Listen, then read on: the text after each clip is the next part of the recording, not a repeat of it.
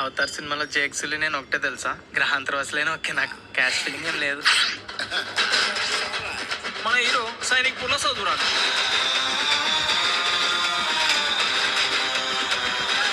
నీ మీద ఖర్చు పెట్టింది ప్రతిదీ ఒకే. నాకు డాడీ అట్లా తిడుతుంటే తినబుద్ధి అయితే లేదు అన్నం. రేపటి నుంచి డాడీ రాకముందు పెట్టేసి తినేస్తాం.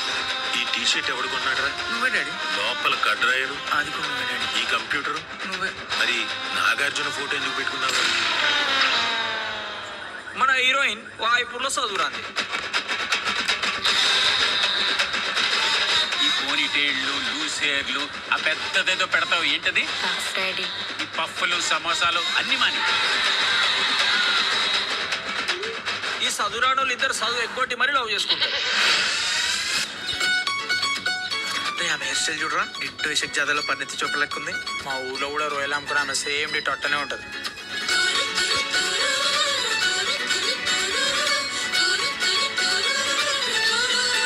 మీకు ఎంసెట్లో ర్యాంక్ రావాలంటే వాళ్ళిద్దరికి దూరంగా ఉండండి.